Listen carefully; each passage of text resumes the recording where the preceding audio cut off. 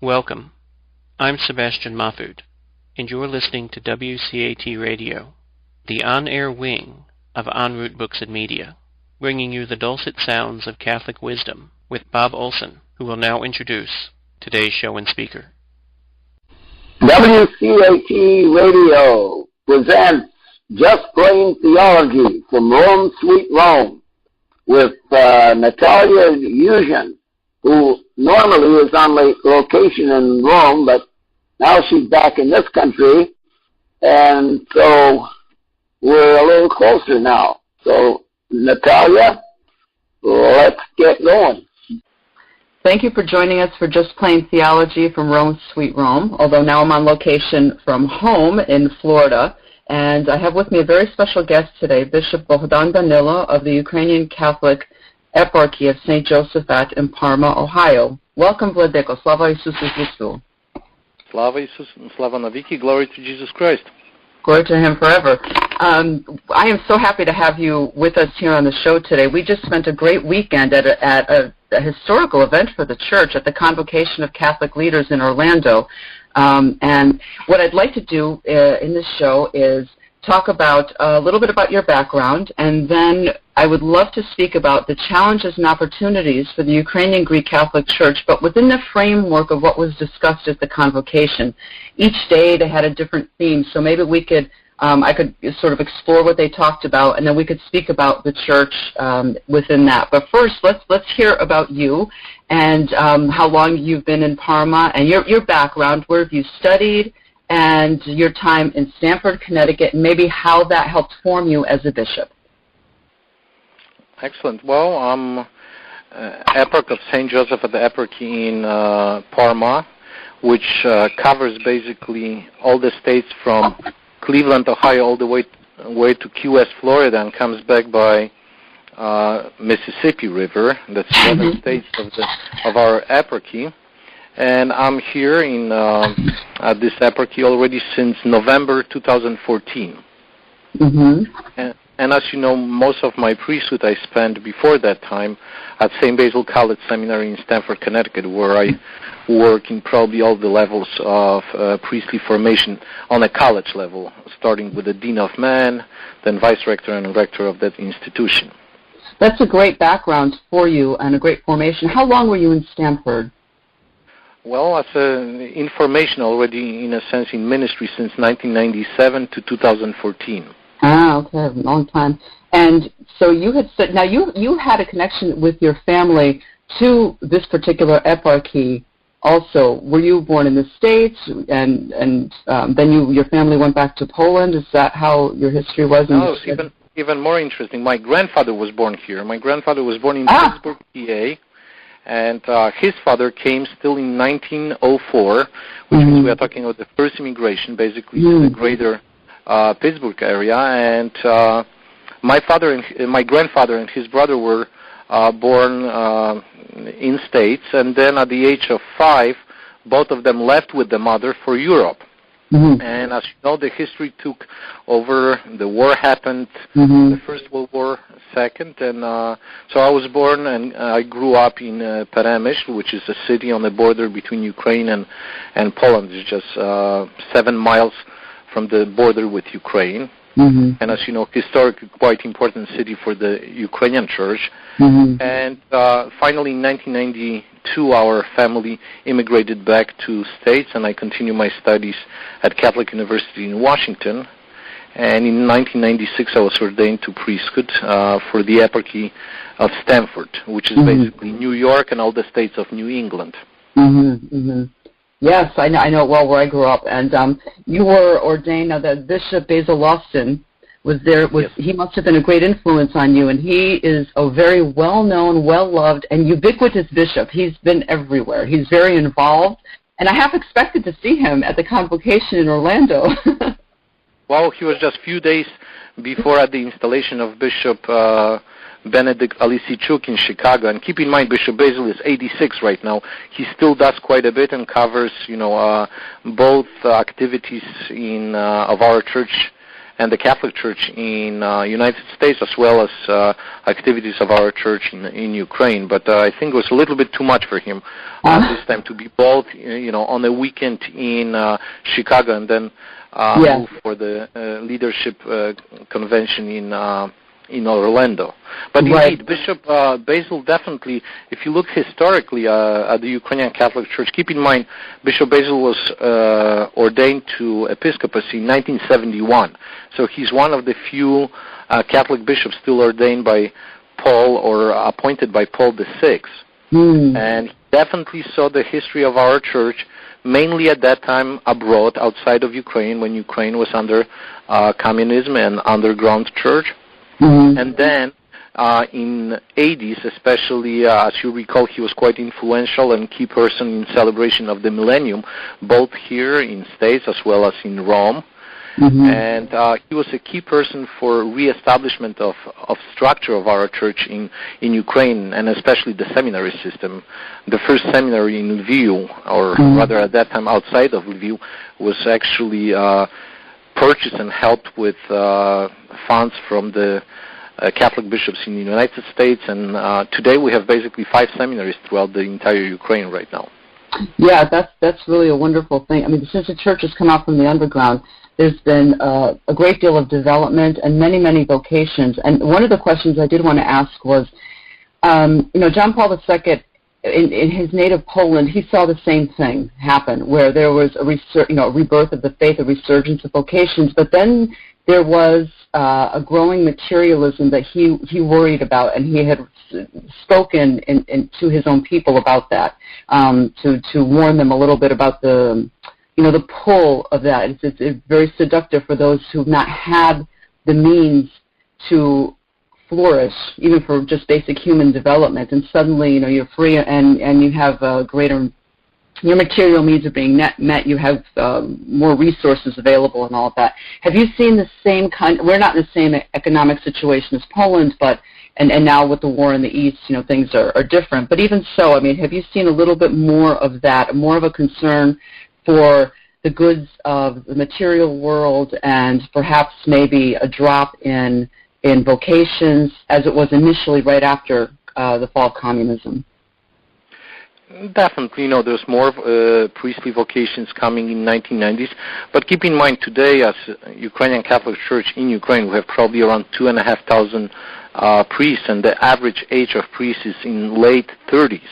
Could you imagine having most of the priests in late 30s? Keep in mind, the head of the Ukrainian Catholic Church, His Beatitude Sviatoslav Shevchuk, is just 47. So the head of the church is in mid-40s, where majority of the priests are in late 30s, at least the average. But indeed, I would say currently in the Ukrainian Catholic Church we have 875 seminarians, with majority of them, as I mentioned, in those 5 seminaries in Ukraine, and they are mostly in Western Ukraine. There is a seminary in Lviv, in Ivano-Frankivsk and Ternopil, as well as in Drohobych, and there is a new seminary, relatively, a 10-year-old seminary in Kyiv, which basically trains and does the formation for the priests for the eastern Ukraine, and currently we have over 60 seminarians over there. Could you imagine how quickly it was growing? So on the side of priestly formation, I would say we are still in a sense of the stable numbers. First of all, we have almost no one yet retiring in the Ukrainian Catholic Church. 2 years ago, at one of our patriarchal commission for clergy meetings, at that time, still Patriarch Emeritus Lubomir, who just, as you know, passed away, will celebrate the 40th day of his passing this Sunday, July 9th. He raised a question, how many priests are retired in the Ukrainian Catholic Church in Ukraine? And the number was astonishing. Out of, let's say, 2,500 priests, only 77 are the retirement age. Wow. We have a young church. We do, but of course, that will be changing probably within the next 25 years, and we are trying to prepare for the transition because, as you recall, in the beginning of 90s, when the resurrection of the Ukrainian Catholic Church in Ukraine happened, there was almost, let's say, 500 ordinations between 92 and, let's say, 95. So that group is approaching now their 50s or they're above 50, so in the next 20, 25 years they'll be probably retiring. Right, that foresight's important then for planning. What kind of changes have you seen in the church now that the C is in Kyiv rather than Lviv? That was a big move. Was definitely a historical move. Keep in mind the root of the Ukrainian Greek Catholic Church, as is known outside of Ukrainian Catholic Church, is in Kyiv. When the Union of Dresde happened, those bishops who at that time reunited with Rome, the see was in Kyiv. Then historically, as you know, was moved to the western Ukraine and especially to Lviv. But moving to Kyiv, once again, reestablish our church in the capital of Ukraine, and also shows the growth of the church. I believe the Eparchy of Kyiv, basically within the last, let's say, 15 years, the number of priests and parishes double or triple already over there. Wonderful. So there is a good attitude for that. The parishes are being established, and of course the ministries. I can share with you one of the data that we studied at the recent meeting of our commissions in May, where a questionnaire was sent to a group of priests, especially in the western Ukraine. There was over 350 priests took part in that study. And in 2001, they were asked, what you think about the growth of the church, how many priests are needed, do we need more vocations? And that time church felt that we are taking care of the spiritual need of the parish communities. Where the same question was asked in 2015, almost all of those who responded said that we have a greater need of priests in hospital ministry, in chaplaincy, both prison. As you mentioned in the beginning, in the introduction, Ukraine today is also during the time of war in the eastern Ukraine, so there is a great number of priests, being with our soldiers on the front lines, basically, over there in eastern Ukraine. So the understanding of the ministry of the church, I think, changed also within the last 20, 25 years of the life of the church in Ukraine. We've had amazing growth, but the foresight is interesting to hear about the planning for the future, because while the church is young, as you said, in another 20 years, we have to, plan for that. So let's see. Let's in continuing the conversation about the church. Here's one thing we can talk about. We've talked about the church in Ukraine. Now, what about in the diaspora, especially in the United States? There's been growth there. What have you seen happening here since you've been a priest? There is actually, it's interesting about the Eparchy of St. Joseph. I can maybe speak now more about the life and reality and ministry within the Eparchy of St. Joseph. St. Joseph is the youngest eparchy of all the eparchies in the United States. We are over 110 years already as the Ukrainian Catholic Church, fully established with the coming of the first bishop, Bishop Soter Ortinsky, in 1906. So it's 110 years. At that time with the C in Philadelphia and basically covering the entire United States. Today, as you know, we have 4 eparchies within the United States. The Archieparchy of Philadelphia, Eparchy of Stanford, St. Joseph at Eparchy here, and St. Nicholas Eparchy in Chicago. Eparchy of St. Joseph is the youngest of all of them. We will next year celebrate 40 years only. But at the same time, the portion of the Western PA are the oldest churches. Right. We had immigration to that area already in the late 19th century and definitely throughout the beginning of 20th century. So you have, in a sense, 2 interesting dynamics within the eparchy.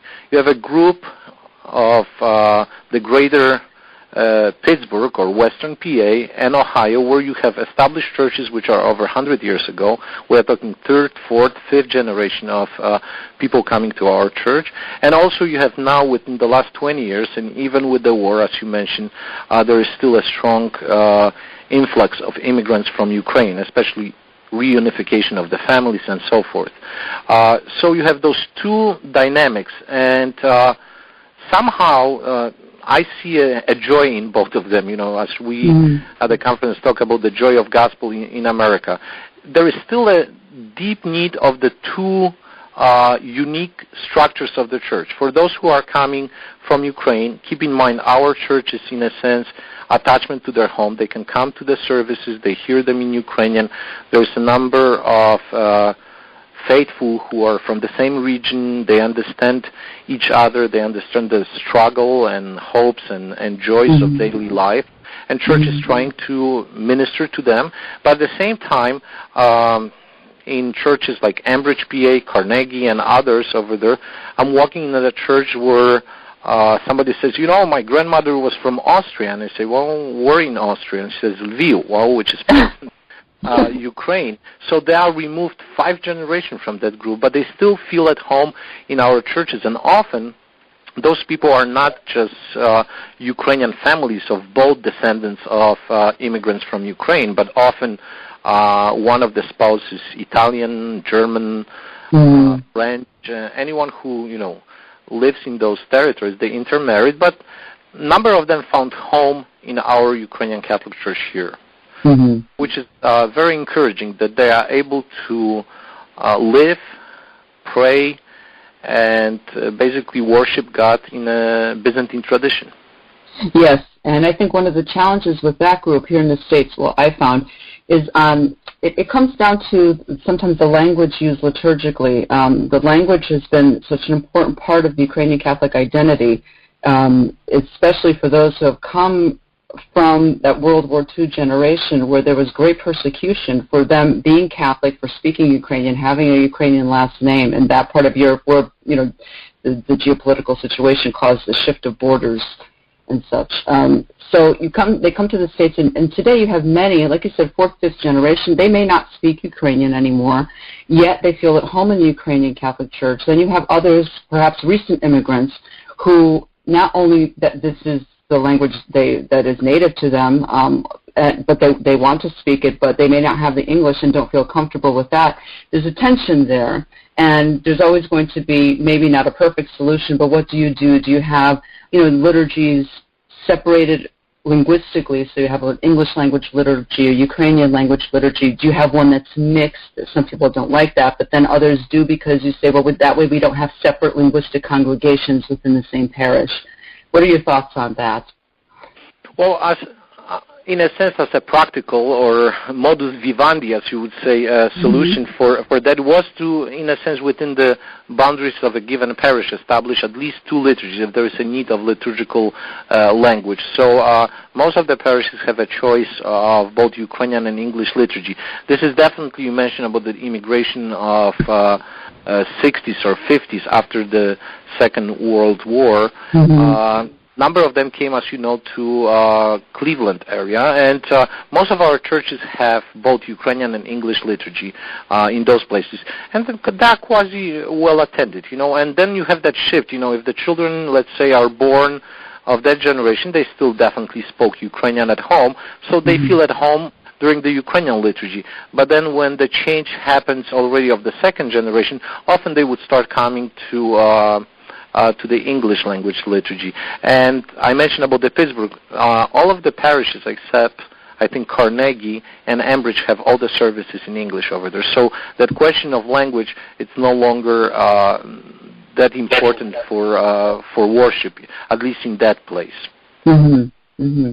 Okay, well, let's now move to the convocation and the different themes for the days. It really was an extraordinary event. They haven't had such a calling together of bishops and laity, apostolic movements, all of that, in over 100 years, they mentioned. And I think perhaps those who hadn't been following maybe the information coming from the USCCB about the convocation had in mind this was sort of a conference like others, but it really wasn't. It was distinct, and what to me made it so different was that you had so many bishops present. I mean, I don't have the numbers exactly, but I mean, really, there were just dozens of them, and all of you were walking around amongst the laity with those from your eparchy. We were all together for breakfast for a few days, and it was wonderful to spend that time with you and others from the eparchy and from other Eastern Catholic eparchies, and then with the other Latin Rite people there, be part of all of that. But I saw, Cardinal Dolan was walking around and in the main lunchroom where people were just grabbing their buffet lunches and sitting down. Anyone, he was so approachable, as they all were, and that approachability, especially for the Latin Rite, it's different with our Eastern churches that are smaller, but the fact that the bishops were so approachable must have been a novelty for many of the Latin Rites laity that were there. The other distinctive thing about the convocation was that bishops were there to listen. The word conversation kept popping up over and over again in the various presentations. Also missionary discipleship was another catchphrase that was used. But the idea of conversation, and that bishops were there to listen to those who are in the trenches, to hear what's happening in the church, to hear about what the landscape of the church now looks like. And that was extraordinary to me. It was wonderful, and I'm sure that in the years to come we're going to see many fruits come from that. So on day one, the main theme was unity, and they talked about unity and joy, evangelical discernment. And on that day, every day there was something from Evangelii Gaudium, a small quote that was given. So I just want to read that quote for the first day, and then we can talk about what this means for our church. The quote is this: "The Holy Spirit also grants the courage to proclaim the newness of the gospel with boldness in every time and place, even when it meets with opposition. Let us call upon Him today, firmly rooted in prayer, for without prayer all our activity risks being fruitless and our message empty. Jesus wants evangelizers who proclaim the good news not only with words, but above all, by a life transfigured by God's presence." That last phrase struck me, above all, a life transfigured by God's presence. What does that make you think of for our church? One person that I focus on when it comes to a life transfigured by Christ, one of the sisters from the Society of Our Lady of the Most Holy Trinity gave a presentation about how her life has changed. And her witness is so authentic. And it's very moving. It was very touching. You could see how her life was changed, not only objectively from the kind of life she lived before her reversion to the faith and then entering religious life. Clearly that was transformational, but also the light of Christ seemed to just shine out from her. It was beautiful. And I wonder how that looks like, what you think about that, and how our church can maybe bring that to mind for our own people. What does that look like for us? Well, first of all, you mentioned that it was announced that it's probably a first gathering of that type, in a sense of convocation of Catholic leaders within the last 100 years. And probably the largest change you would see if there was a gathering of missionary activities in the beginning of 20th century, that probably at that time you would have basically bishops, priests, and mostly religious, monks and sisters who historically were called to mission activities. Throughout the history of the church. If you walk into our convocation beginning of July in Orlando, Florida, talking about the joy of gospel in America, you basically saw, as you mentioned, bishops, and indeed there was over 200 of them, I believe, gathered for this event. You had a number of priests and religious, but the majority of convocation delegates were laity. I think that's a primary and the largest shift you probably saw within the last 100 years. And in a sense, there is a response to that quotation from Evangelii Gaudium you just gave us. We are a church, not just those who are, in a ministry directly, bishops, priests, deacons, religious, but the entire people of God are the church. And if you recall, the Constitution on the Church has a beautiful quotation. I like always think about this, that in its introduction it says that God in His desire, it looks like, in His wisdom when He was creating the universe, He had just a desire to save us not as individual, but as a community. And there is probably a great response now to that question of witness. Regarding our church, as you know, our church communities are relatively small if you compare to average Roman Catholic size of the parish. For us, if we have 100 families in a given parish, we are claiming that it's a big parish. Yes. So that dynamic and relationship between religious and ministers and laity, I think it's much closer. If you recall, all of those, well-established parishes, they were established mostly by laity. I think the witness of individuals in a community was always strong in our parishes. I like to think always we are talking about diaconia, knowing about others in our community. Number of years ago, if you didn't show up for Vespers or the Divine Liturgy on a given day, somebody who usually sit with you in a church, they right away knew that Mrs. So-and-so is missing, and on the way back they either stopped at home or they gave them a call. So that unity and relationship between all of those in a parish, I believe, are quite close, and there is something that we can actually build upon. The uniqueness of small faith-based communities where people know each other, care for each other, pray together. So this is probably one of the advantages of our communities, that they are small. But what is the requirement now will be that second part of your quotation, namely witness of one's life to a broader society.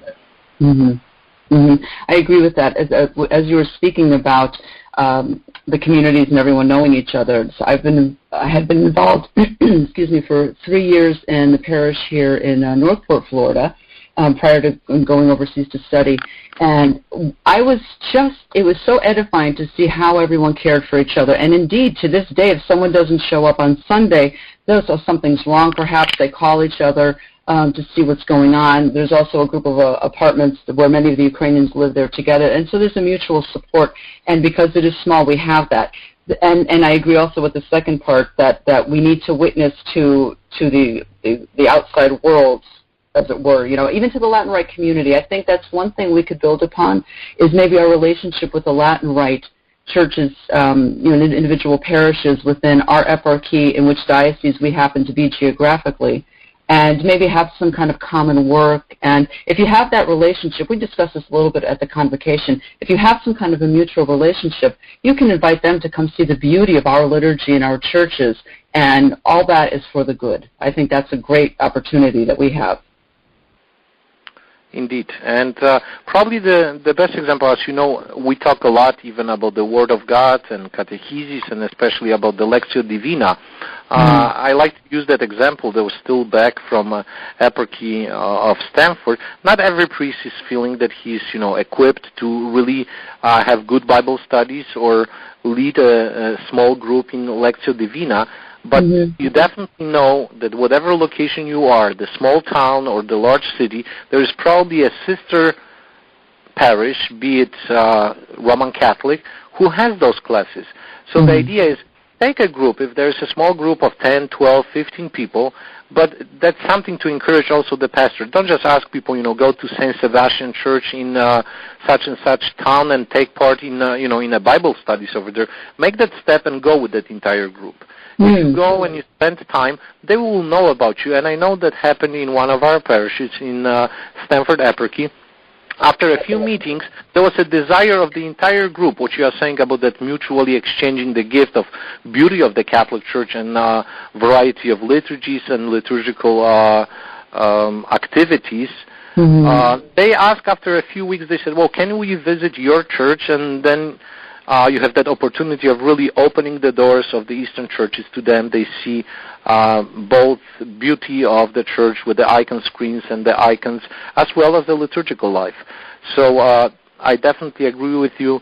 Being with them, having more common projects, it's a step in the right direction for us. And perhaps for us it's easier to get involved in whatever activities are happening in the sister churches in a given town than hope for somebody to come to your church on Sunday. As you know, we all are one Catholic and Apostolic Church, but then in reality, your parish is your universe. It's the place where you come and worship. It's the place where you know people the best. It's the place where your family lives and praises God.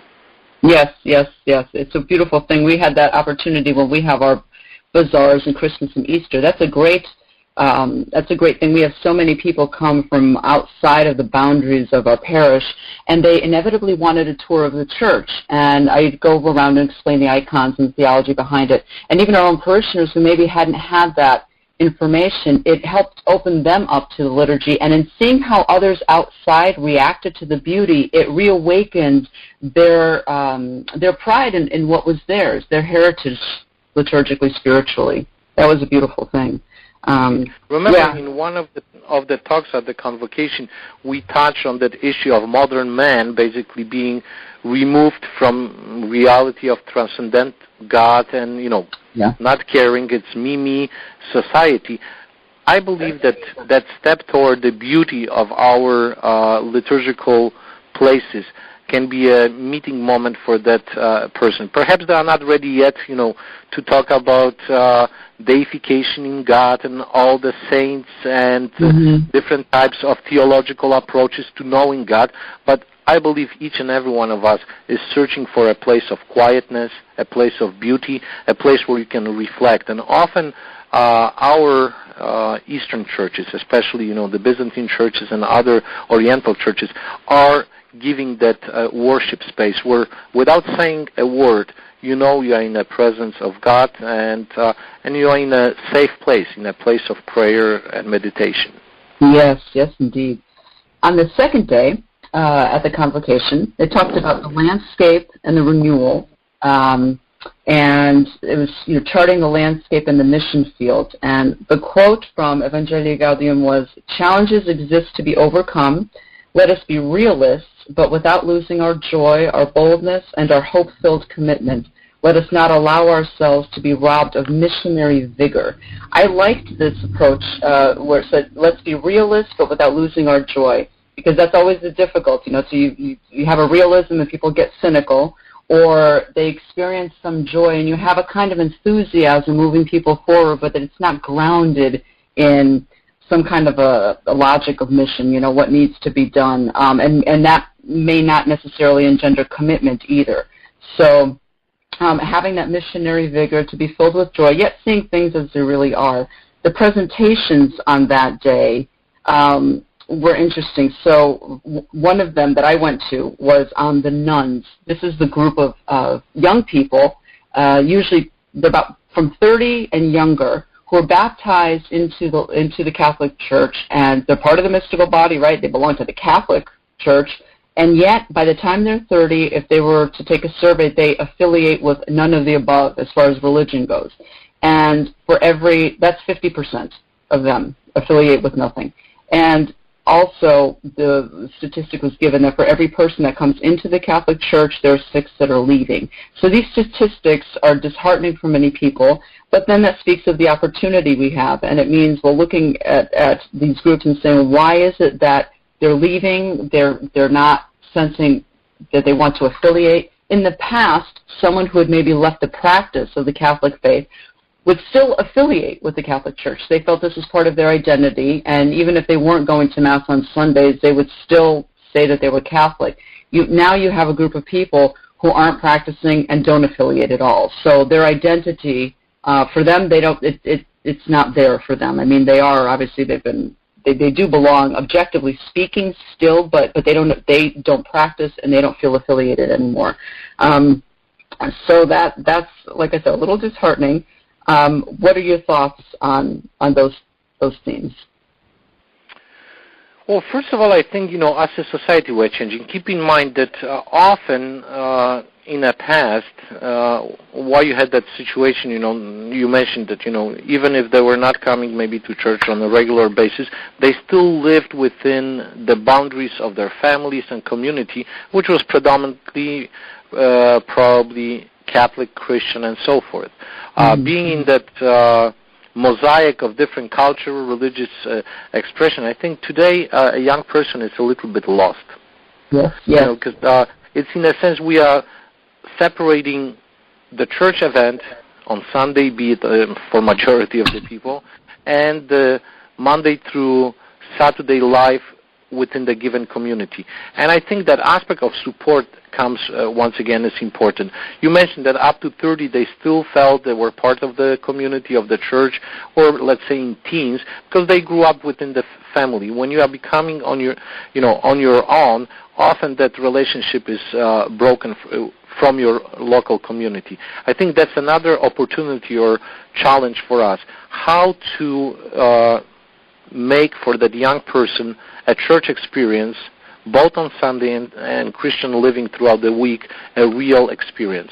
And I think it's on us, that second part, once again, of your quote, of the zeal and joy of the gospel, that's where we have to be a little bit more pronounced. My feeling is if we, on Sunday, walk out from the church, and I often like to use that quotation, we just celebrated the divine liturgy. Walk out from the church, have a joy of that Christian living on your face. You are with Christ. You should inspire those who you meet, be it on the gas station, a coffee place if you stop for a coffee, a brunch, or another event. I don't know if we are honestly expressing that joy. That's maybe a small step we can do. I think you're right. I have to say, we even sing this within the liturgy about having received the Holy Spirit, gifts of immortality. I mean, really, what we have received in partaking of the divine nature in the Eucharist should fill us with that. So part of it is, I think, having a greater appreciation of who we're actually receiving and what this means for us. I don't think people are incognizant of this, and I think maybe some better adult faith formation in various parishes might help there. But yeah, that's right. When you leave, to have that joy, that enthusiasm, and that freedom, people really do sense something. I go back to the witness of that sister who she met a priest who had that freedom and that joy, and she said, I don't know what you have, but that's what I want. And you would want people to see that and even instinctively gravitate towards that, because we are made for that. And so it's not like you have to teach them to want these things. The desire is going to be there because of our framework. We've been made for God. We've been made for that blessedness and that friendship with Him. And when they see somebody who has that, it is very appealing. It is a very attractive thing, but we need to live that and become cognizant. We all have a responsibility to learn more about our faith and about what it means to be a Christian, especially a Catholic. If you're really living it, it's going to show whether you're speaking or not. I agree with that. If you recall in the Acts of Apostles, you have the beautiful scene about the Christian community where it said that how you recognize the Christians at that time. They said they lived together in love, and they were meeting at the breaking of bread, and the numbers grew day by day. Yeah. I think that uniqueness of showing that you really care for your own community and you have a joy in your heart, I think it will inspire others at least to walk through the door and experience the same thing. We have to share the Christian living with others. Often in our Christianity, we somehow felt that, it's your personal experience, perhaps your family, but family is the smallest unit of the society. If we are not able to express that joy within the families in our small society, we'll be not able to encourage others to be with us. Yes, and I think also hearing the witness of those who've had their lives transformed is also important, because, some people may not have fallen away from the faith, and they may have been going on doing everything, quote unquote, they're supposed to do. They see it as fulfilling a series of obligations, and that they don't see what more can be had, and there's always more to be had of God because of our finitude and the fact that He is infinite. But to hear about people, how they've actually been transformed interiorly by this relationship with God within our church, we don't always have that kind of witness. That seems like something perhaps foreign to our ethos within our churches, but I think that's a helpful thing. I do agree. Yeah. More, and just living your life, it's already in its essence a missionary aspect. Yes. Because you are, in a sense, showing who you are. And somehow we always did this, and we just forgot about that, I think. Yeah. You talk about the presence of the Ukrainian Catholic or Eastern churches within the United States of America. Keep in mind, over 120 years ago, if you would travel throughout northeast and other places, you will not find one church. Now, majority of the major cities you enter, there is a Ukrainian Catholic Church built by those small communities who came over here and almost from nothing built both physical structure, and even more important, build those communities. Yes, right, exactly. And live that expression, of Christian life. I will go back, to the roots of my family. I'm more than sure that grandfather at the age of, or his father at the age of 16 when he came here, he probably didn't speak, write, or read in English. Mm-hmm. But somehow the deposit of faith at the age of 16, he was able to carry here and establish the churches, the community, and live that faith in a new reality. And keep in mind, there was no possibility of just Skyping back home, Grandma, what we should do for the Good Friday procession. Can you tell me? We are starting in 5 minutes. There was no reality. But somehow, by living that expression, by being part of the church, even at that young age, they knew how to reenact, in a sense, recreate that liturgical life in North America and the United States. Okay. So let's move to day 3. And on that day, that was Monday, the theme was work and witness. And I think that the buzzword for that day was the peripheries. We talked a lot about who was on the peripheries and how to reach them. And the quote I would like to read from that day was this: we become fully human when we let God bring us beyond ourselves in order to attain the fullest truth of our being. Here we find the source and inspiration of all our efforts at evangelization. For if we have received the love which restores meaning to our lives, how can we fail to share that love with others? That speaks also to this idea of witnessing too. I mentioned about transformation, one who's been transformed by Christ, witnessing, telling their story, perhaps that can have a great effect. And this follows up on that, because if you have been transformed by Christ, you do want to share that life with others because you know what God can do for you. So the idea of going to the peripheries, you mentioned the young people who that you say just seem so lost today. And it's true. I think that one of the biggest problems there is they've lost all sense of meaning in life. They don't believe that objectively there is reality. There's objective truth. They think they don't believe in absolutes. And they're living on the peripheries existentially, as Pope Francis says. It could be materially, could be politically, whatever. But there's that call to go forth and reach those who are, quote, unquote, missing from the table. What are your thoughts on that in general, and then specifically with our church, who's missing from the table?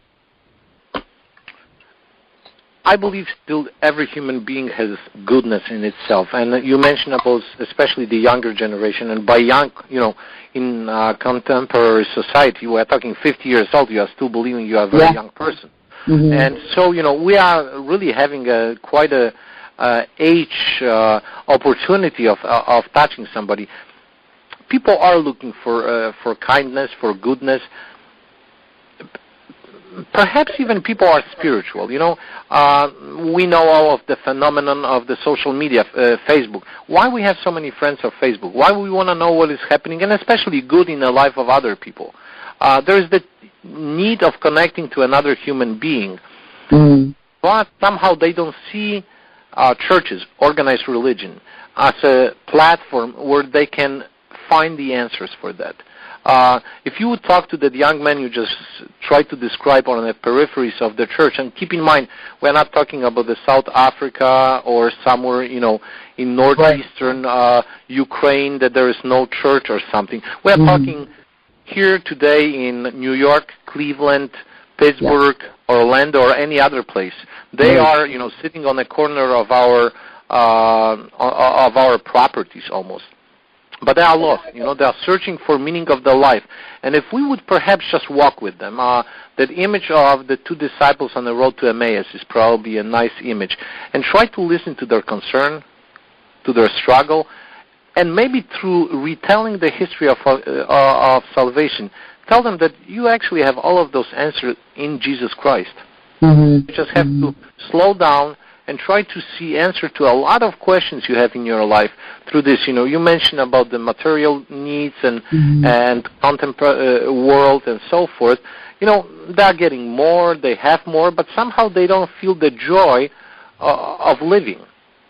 Right. And perhaps by sharing their time within the church structures, by doing the charitable work, by doing the outreach to others, they can fulfill themselves. As you know, the studies are saying, the CARA is telling us that young people today are more willing to volunteer than even a generation ago. But somehow they don't do this on the platform of the church. They don't connect those elements of their witness and Christ's witness, their life and life of the church. Yeah, I think they... Oh, I'm sorry, go ahead.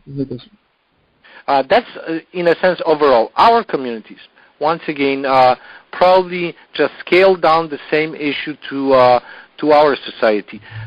People are saying there's over 50,000 Ukrainian Catholics, or those who are of Ukrainian Catholic origin, within the greater Cleveland area. But definitely not in our churches. At least all of those 50,000. Something happened in life. They drifted. Often movement, a change of their location of life. We are such a mobile society. We can perhaps talk a little bit about this later on. Our church is growing now in South, below the North Carolina. The new parishes are being established. But going back to peripheries of, Cleveland, Pittsburgh, and other, established communities, there is a lot of people who once upon a time were part of our community, or how often we have somebody saying, oh, my grandfather used to come to your church. Something happened that they are no longer there, and it's once again the joy of our life, the witness, going and maybe inviting them back. But that requires for us to change. We also, as you know well, Natalia, in the Ukrainian Catholic Church, if somebody comes, we look at them, wow, he's a stranger, and not often we have that welcoming attitude to those who come and wish to be with us. Yeah, unfortunately, that's true. I've seen that, and sometimes that happens with, our churches are small, the communities are small, everyone knows each other, and if there's a language barrier, that doesn't help either sometimes. Not so much up north. I think sometimes in the south you find that. Right. Just simply reaching out and saying hello. I mean, I've encountered that myself where I've gone into another parish and nobody there knows me, and I could be there for months and no one has come up and even said hello, and you think, okay. And you do the reaching out on occasion, but that's always a danger when you have a small community. It can become insular, and so there has to be the awareness to maybe reach out a little bit. And I liked what you said about accompanying people, especially young people who have questions. Whatever their questions are, there are going to be answers, but first it's good to just listen to what it is that they're concerned about.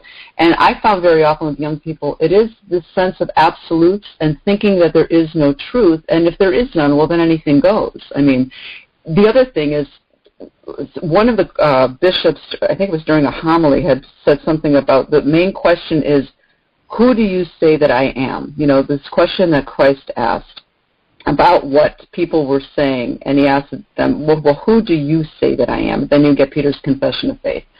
And not many people get asked that question. If you just bring it down to that, once a relationship has been established, obviously, but just to pose the question, who do you say that Jesus Christ is? And do you believe he is the Son of God? Do you believe he is God? He is divine? And there they're faced with that very important question, what they believe about it, and sometimes that can spur one to further investigation. I think that young people need to be challenged that way. They're not afraid of that. I think they're looking for radical change. And one of the bishops I mentioned, was Bishop Cajano, I think, who's from Bridgeport, had mentioned the radicality that is called for. And I know young people are very willing to do radical things. They have a lot of energy. They want to move forward. They're inquisitive. They have these wonderful characteristics that are associated with youth. And to channel that somehow, to reach out to them. I know in our eparchy I met two young men, Yosef and Michash Levy, who are very involved with the youth, and I was just so edified by what they're doing with the youth and their zeal for this and their commitment, and they'll be able to reach out to them, and I think that's very important. We haven't always had so much of that. When I was young, we did a little bit more, and now that more immigrants have come, you have younger people, and but you need young people to also minister to the youth, that they can relate more. I mean, so you have some great resources in the Eparchy. That's true. And you mentioned about, the call and challenge to young people. Often the question was asked why St. John Paul II had such a great relationship with youth, talking about the World Youth Day, and anytime he would ask them together. I think two aspects were the most important. One, he was present in their life. Yes. When they gather, he made a point. We saw this, in the beginning of World Youth Days when he was still young and skiing. But then we saw also when he was already fragile and just, came, and you saw how much pain was for him to just physically be present, but he still wanted to be with them. And second, he was not afraid to challenge them. Right. Challenge them to live above what they are doing today, namely inspired to something greater. Follow Christ, understand this. We are talking about, youth, and often we are removing the aspect of suffering from them. I think they understand suffering better than our generation.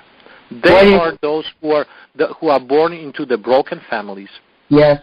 You don't have to talk about how important is the image of father if some of those young people, are basically growing without the father in their families. They may have all the material needs, but they are searching for that, love, compassion, joy of somebody being present in their lives. It just opens a new opportunities, for us to walk with them and show them that, we are, as a church, compassionate. We understand their suffering, and we are here to help them. And this is where the role of the priest at the parish level, at various events for youth, the idea of spiritual fatherhood, I think, needs to have a resurgence. In October, I think it was in October this past year, at St. John Lateran, our patriarch, Blaženejší Sviatoslav, was there, and he gave a conference. And one of the questions posed to him was by the papal theologian, Father Wojciech Giertek, and he asked him about the moral situation and about the need to rediscover the beauty of paternity, of fatherhood. And Blaženejší said, indeed, that's the case. And you have so many, people who've left Ukraine, women who've maybe left their families behind because economically they didn't see any other way out. And so these children are growing up without, maybe the mother's left, she might come back, maybe be gone for years, but the father's not present at all. And he said what's needed is to somehow rekindle their appreciation for the joy and the beauty of fatherhood. And so it speaks exactly to what you say. And there is an opportunity there for priests at the parish level, like I said, at diocesan events, at various things, at parochial events, to be present to the young people and be there in spiritual fatherhood for them. I think that's important. True. I would agree, and as I said, and the joy of our communities is that we are small. We can have that one-on-one experience. If you walk in a liturgy or mass where there's, 3,000 people, you are unfortunately just a number, and you would have to wait a long time in all the reality to speak to somebody one-on-one.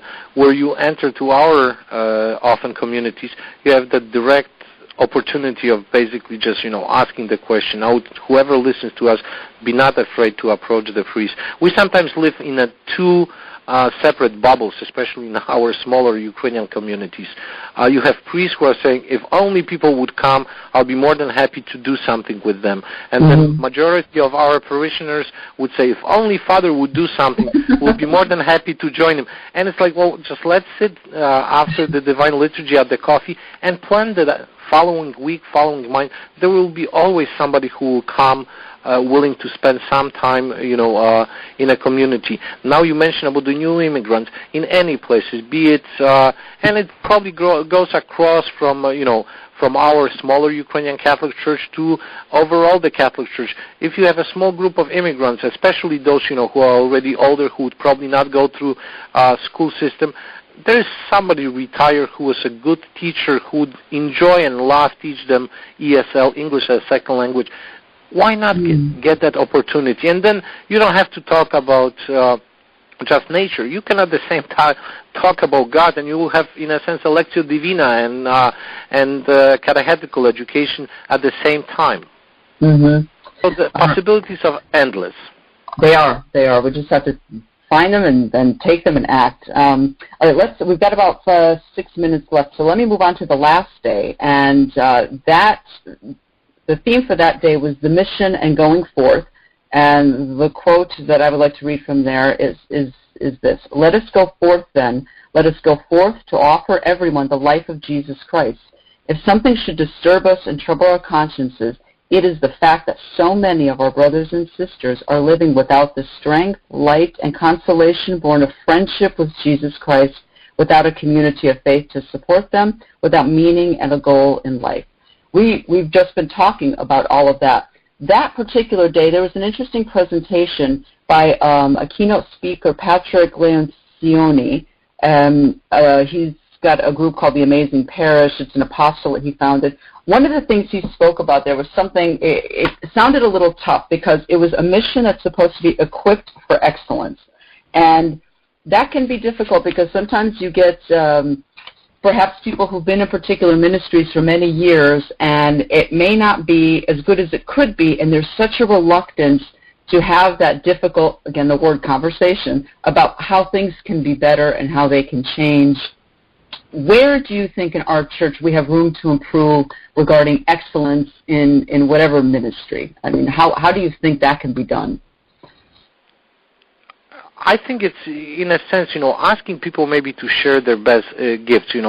Definitely, if you recall from that presentation, he talked a lot about also that aspect of ministry where you really have to do the planning and so forth, which means we are talking about people who are full-time in ministry. In our case, it's often except the priest, almost we have on the parish level no one who is, fulfilling that activity full-time. But I think we have people to share their gifts in the area where they are professional, If there's a question of planning for something, you have a number of parishioners who are doing planning in their professional life.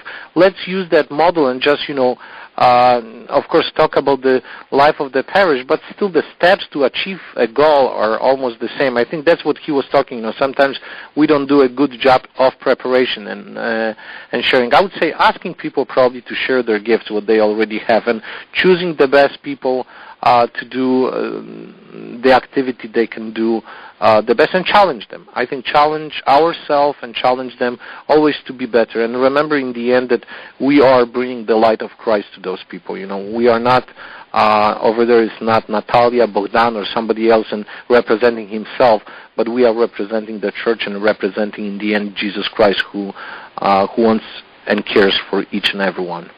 Yes, and I think that it's good. What I liked about that quote was that there's a sense of what some people have, that what they've been given, they may not see that as gifts that they've been given by God, but whatever personal resources they have, their gifts that they have, that somehow that's enough to get them through, not realizing there's far greater help that comes from God, from receiving the help of God in the mysteries when they approach and receive communion, when they go to confession, any of those things, when they're partaking of the divine life, the strength that comes from there, it can only help. We're not self-sufficient on our own. Yeah, we've been given gifts, but it's not to stop there. We can always grow. I think the difficult part is when he talked about conflict and not being afraid of conflict. I think that's the biggest obstacle on a parish level, is having the willingness to maybe have a difficult conversation with somebody, or see how things can be improved. It has to be done very delicately, and you need some good people skills to do that. I think that's a difficult one. I think he recognized that in the talk as well. Anyway, well, Bishop Danylo, this is great. I really thank you for taking the time and spending it with us. Our time's pretty much running out, and I'm so happy that you were able to join us and to have spent so much time with you and others from the Eparchy during the convocation. And I wonder if you would just give us a quick blessing, and we could close out the program for today. Maybe we'll have you back on again sometime. I appreciate it. Thank you. And I would just encourage whoever is listening to us, getting involved in your local community. First of all, enjoy life, enjoy being with Christ, and share that goodness and joy with those who are around you. And I trust and I believe that, that joy will just grow as it grow in the first apostolic community, will grow in our community. So wishing everyone a blessed summer, and may the blessing of the Lord be with you always. God bless you. God bless you. Thank you, Vladiko. We hope you enjoyed the program and will join us back for another show on WCAT Radio. This is Sebastian Mahfoud. Good day.